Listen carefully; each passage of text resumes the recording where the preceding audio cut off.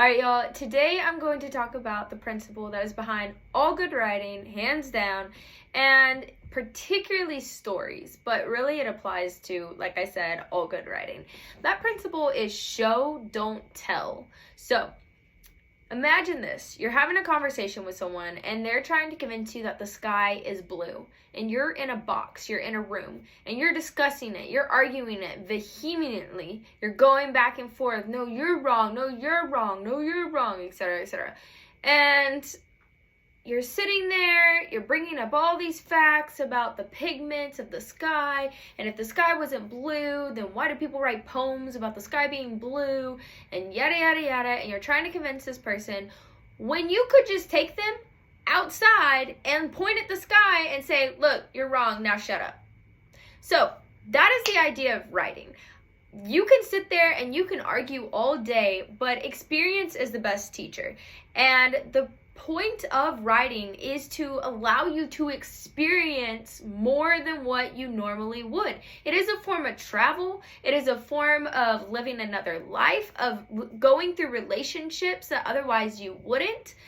It is what opens up the world to a new level and gives you a fuller experience. That is the purpose of good writing, particularly good storytelling, but this applies to essays as well. Essays should not just be a summary of facts. Literary analysis should not just be saying, this is what happens in the book and this is what it means. No, they should show you they should write out their arguments so well and show you why you should agree with them. Or as a writer, you need to show your audience why they need to agree with you. Don't just tell them, well, this symbolizes this in the story. Say, this symbolizes this in the story because on page this, the author quotes the line, da da da da da, and if this did not symbolize this in the story, the entire plot would fall apart. It wouldn't make logical sense. So, the process of show don't tell means that you're taking them step by step. You're breaking it down, but in a clear, concise manner.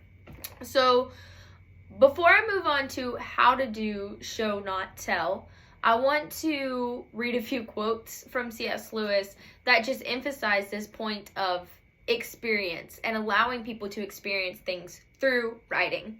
So C.S. Lewis once said, "You ask whether I have ever been in love. Fool as I am not such a fool as that. But if one is only to talk from first-hand experience, conversation would be a very poor business. But though I have no personal experience of the things they call love, I have what is better. The experience of Sappho, of Euripides, of Catullus, of Shakespeare, of Spenser, of Austen, of Bronte, or anyone else I have read." And one more quote, a favorite of mine. "Experience, that most brutal of teachers, but you learn. My God, do you learn." So that is the point of writing, is to bring you through those experiences so that you can learn through other people's mistakes, trial and errors, instead of having to go through the painful experience yourself. Going through a breakup secondhand because you made poor relationship choices is a lot easier than doing it in real life and having to learn those things. Going through a failed business because you read a book about someone failing in their business and making dumb mistakes is a lot easier than having to live it out in real life. We should learn from the people around us. That's the beautiful thing about communication, being human, and being social creatures. All right, so done with that. Now, let me give you a few practical tips about how to show and not tell in your writing. Number one, there are certain words which are just tell words. You can automatically look them up in your document, and if you have that word in it, you know that you're telling someone. These words are made, like, said, realized, remembered, felt, and etc., etc. Particularly in stories, you want to avoid these words. And you might say, but those words are really common. How do you get around that? Okay, well, for example, if she says, "The wind felt like ice." Well, you're just telling the reader that it felt like ice, but you're not putting them there in the scene saying, "The wind swept over her, tingling every piece of her skin until it seemed frozen with the power of the wind or something along those lines. So you want to really dig into the imagery, dig into the sensory. If you struggle with this, like I did, my recommendation to you is to read poetry. Poetry opens your mind to experience. That's what poetry is. That's why people who want to automatically have the answer like that really struggle to understand poetry. Poetry is not just facts or knowledge or anything else. It is experience. So reading poetry will particularly help you in this area. Now, let's take a word like made. I made a mistake in my writing the other day. I said, I forget the exact line, but essentially I said, the moment made his chest fill with satisfaction, or something along those lines.